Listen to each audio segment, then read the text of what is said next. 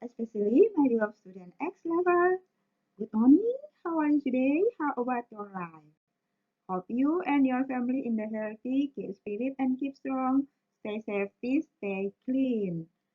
Now we are going to start our study. Let us pray. Our Heavenly Father, thank you for your blessing. Thank you for your kindness. Now we are going to start our lesson. Please bless us. Please guide us so that we can understand our lesson today. In the name of Jesus Christ, we pray to you. Amen. Kita akan melanjutkan pelajaran kita hari ini. Tema yang keempat, sehat itu penting. Subtema 1, peredaran darahku sehat. Kita akan masuk pelajaran yang kelima dan yang keenam. Wah, banyak sekali dua pelajaran. Tetapi anak-anak tidak perlu khawatir karena pelajaran kita, pelajaran 5 dan 6, tidak terlalu susah karena kita hanya mengulang dari pelajaran yang sebelumnya. Masih mengingatkan pelajaran sebelumnya, subtema 3, dan pelajaran yang subtema 1, subtema 2, subtema 3 di tema C. Baiklah, kita akan lanjutkan pelajaran kita. Siap-siap ya anak-anak. Nah, dari kegiatan pelajaran kita hari ini, tujuan pelajaran yang harus kita capai, yang pertama, menentukan contoh lagu yang bertangga nada mayor dan minor. Nah, kita sudah pernah pelajari, bukan? Yang kedua, membuat contoh poster tentang sistem peredaran darah hewan. Yang ketiga, mengidentifikasi jenis-jenis pantun berdasarkan isi. Dan yang keempat, menjelaskan contoh tanggung jawab sebagai warga sekolah. Nah, gampang kan pelajaran kita hari ini? Oke, mari kita lanjutkan. Siap-siap. Anak-anak, apakah anak-anak suka bersepeda? Iya, pasti kita suka bersepeda. Apalagi sekarang banyak anak-anak, banyak orang-orang yang senang berolahraga, khususnya bersepeda. Anak-anak, kalau bersepeda atau berolahraga itu akan membuat tubuh kita sehat. Kemudian, biasanya berolahraga diiringi dengan musik atau nyanyian. Atau lagi bersepeda, kalian suka nggak bernyanyi atau bersenandung? Kalau lagi goesnya cepat, mungkin nggak bisa bernyanyi dengan nada yang cepat. Tapi kalau lagi goes sepeda santai, biasanya kita ada yang sambil bersiul-siul, ada juga yang sambil bernyanyi. Siapa yang suka bernyanyi? Iya, bernyanyi ada yang nadanya cepat, ada juga yang lambat. Ayo, mari kita lanjutkan. Siapa yang masih ingat pelajaran kita tentang tangga nada mayor dan tangga nada minor? Oke. Tangga nada mayor pasti sudah anak-anak mengetahuinya, yaitu bersifat gembira, kemudian mempunyai pola interval 1, 1 setengah, 1, 1, 1. Lalu contohnya, maju tak gentar, halo-halo Bandung, Garuda Pancasila. Kalau yang kurang bersemangat, itu bersifat sedih. Contoh lagunya, lagu syukur, Tuhan, gugur bunga, lagu himne guru, dan masih banyak lagu-lagu yang lainnya. Nah, selain lagu-lagu ini ada contoh lagu yang merupakan tangga nada mayor dan tangga nada minor. Misalnya, ini lagu sorak-sorak bergembira atau yang dikenal dengan Indonesia Tetap Merdeka. Ini siapa yang tahu lagunya nada mayor atau minor? Lagunya sorak-sorak bergembira. Nah, ini sudah pasti tangga nada mayor. Anak-anak tahu nggak lagu ini diciptakan oleh siapa? Pencipta lagu ini adalah Cornel Simanjuntak. Ini dia orangnya. Ada yang Marga Simanjuntak di sini? Ah, jangan-jangan kamu nanti penerusnya jadi komposer atau musisi pencipta lagu wajib nasional. Lalu yang berikutnya ada lagi lagu yang bernada minor. Ini Terima Kasihku, ciptaan Sri Widodo. Ada yang tahu lagunya? Terima kasihku ku ucapkan. Oke, nanti anak-anak boleh dengarkan, boleh nyanyikan. Oke, nah ini anak-anak diciptakan oleh Sri Widodo. Ini dia pencipta lagu Terima kasihku yang bertangga nada minor Ibu Sri Widodo. Nanti anak-anak boleh dilatih lagu ini dinyanyikan untuk dinyanyikan baik kepada guru, orang tua di rumah.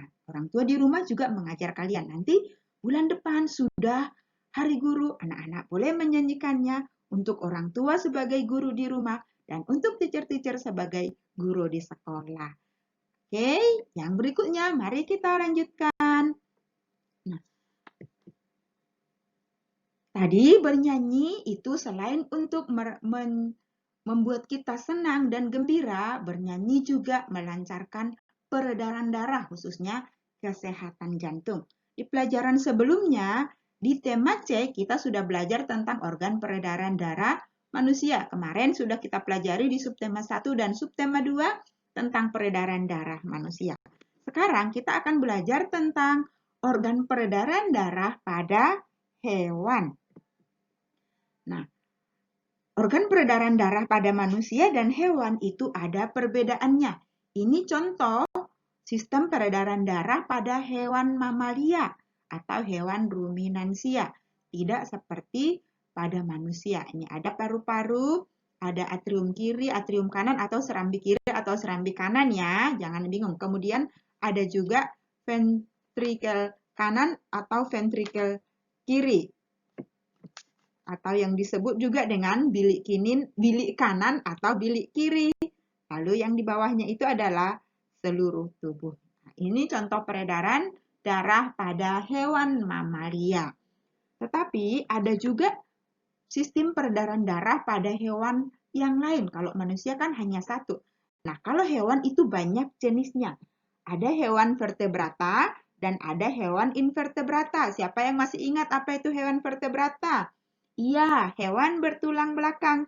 Kalau hewan invertebrata atau hewan avertebrata, itu hewan yang tidak bertulang belakang. Apakah itu sama sistem peredaran darahnya? Oh, tidak anak-anak. Itu berbeda. Nah, di dalam sistem peredaran hewan, ada namanya peredaran darah terbuka dan peredaran darah yang tertutup. Nah, ini contohnya. Ini adalah sistem peredaran darah pada hewan cacing. Ada jantung, ada pembuluh darah, dan ada pembuluh darah ventralnya. Nah, di buku anak-anak boleh melihatnya di halaman 27. Nah, ini tadi yang peredaran darah terbuka dan tertutup. Yaitu kalau peredaran darah terbuka itu berarti untuk hewan apa? Hewan seperti serangga. Kalau peredaran darah tertutup itu seperti untuk binatang atau hewan cacing. Oke, dan banyak contoh-contoh hewan lainnya. Nanti anak-anak silakan boleh cari sendiri. Anak-anak sekarang sudah merdeka belajar, tinggal mencari, menggeser jempolnya saja untuk mencari jendela dunia, pengetahuan dunia yang begitu luas. Nah, anak-anak, dari pelajaran tentang sistem peredaran hewan, anak-anak nanti tugasnya membuat poster peredaran darah hewan. Kalau di tema C, anak-anak kan sudah membuat tugas poster sistem peredaran darah pada manusia.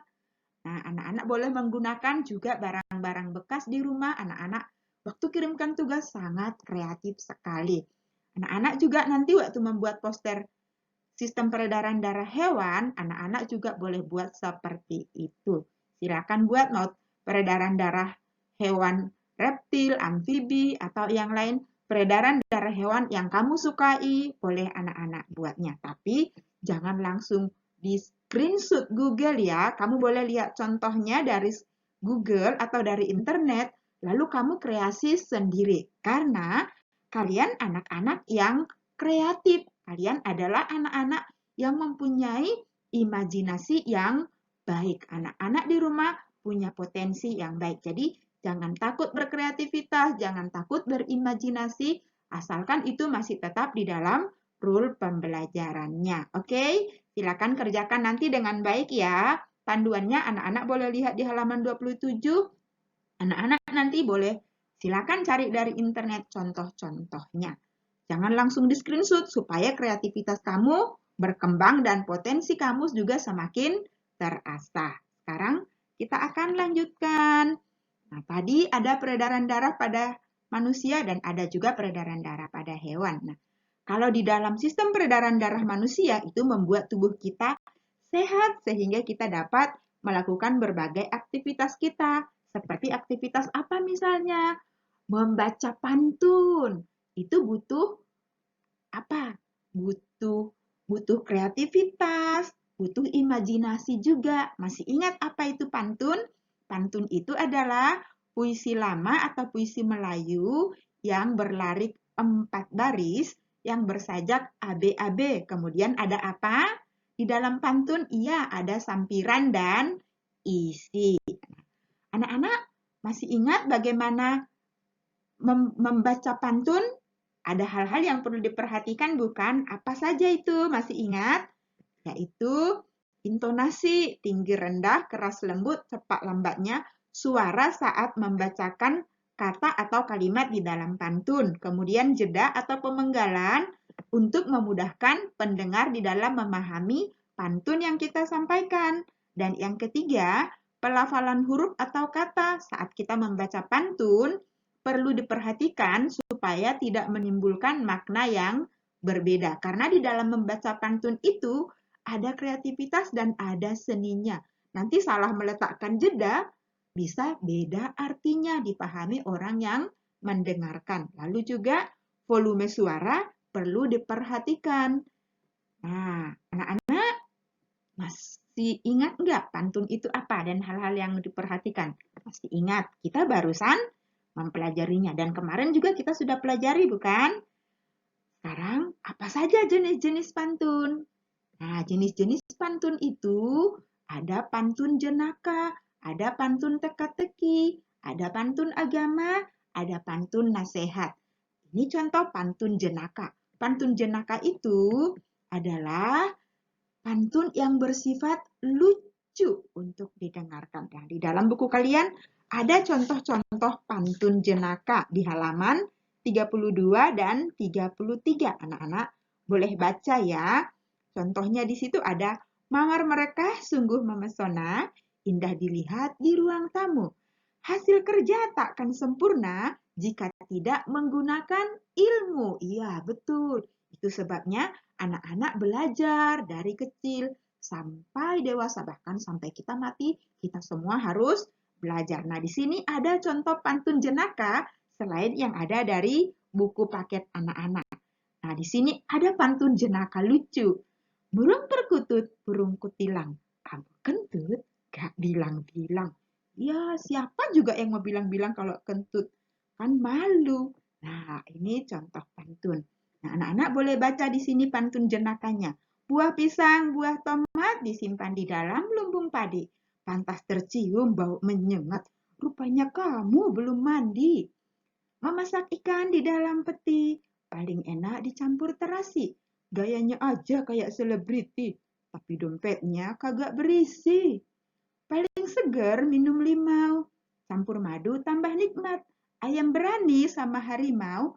Itu ayam super nekat. Lebih baik warna kuning daripada warna ungu. Lebih baik gigi kuning daripada putih tapi palsu. Ada yang punya gigi palsu? Belum tidak. Kami semua masih anak-anak yang sehat, yang bertumbuh, yang giginya masih utuh semuanya. Tapi nanti kalau udah nenek-nenek, barulah giginya pada copot tinggal 2. Oke, ini adalah jenis-jenis pantun. Nanti anak-anak boleh berlatih membuat pantun. Dan bagi yang belum mengirimkan pantunnya, silakan dikirimkan. Yang berikutnya kita lanjutkan. Nah, tadi kita sudah belajar pantun, sudah belajar organ peredaran darah, sudah berolahraga. Nah, di dalam kehidupan kita, kita memiliki hak dan kewajiban di sekolah sebagai warga sekolah. Kemarin kita sudah belajar hak, kewajiban, dan tanggung jawab di rumah. Sekarang di sekolah, kita ulang kembali ya. Masih ingat apa itu hak, kewajiban, dan tanggung jawab? Iya, hak itu sesuatu yang kita miliki atau yang harus kita terima sejak dari lahir. Kalau kewajiban sesuatu yang harus kita laksanakan. Dan tanggung jawab, sikap berani menyelesaikan hingga menanggung akibat dari tugas yang diberikan kepada orang tersebut. Atau tanggung jawab itu juga bisa disebut sebagai kesadaran kita akan tingkah laku atau perbuatan yang kita lakukan dengan sengaja maupun tidak sengaja sebagai perwujudan kesadaran kita dalam melaksanakan kewajiban. Jadi, antara kewajiban dan tanggung jawab ada kaitannya. Hak, kewajiban, tanggung jawab itu saling berkaitan dan saling berhubungan. Nah, apa contoh tanggung jawab di sekolah dan hak di sekolah? Kemarin kita sudah pelajari. Nah, ini mendapatkan pendidikan yang layak, mendapatkan pendidikan agama sesuai yang dianut, dan memperoleh penilaian hasil belajar. Kewajibannya, belajar dengan tekun, menaati peraturan sekolah, menghormati guru dan semua warga sekolah. Lalu tanggung jawabnya apa?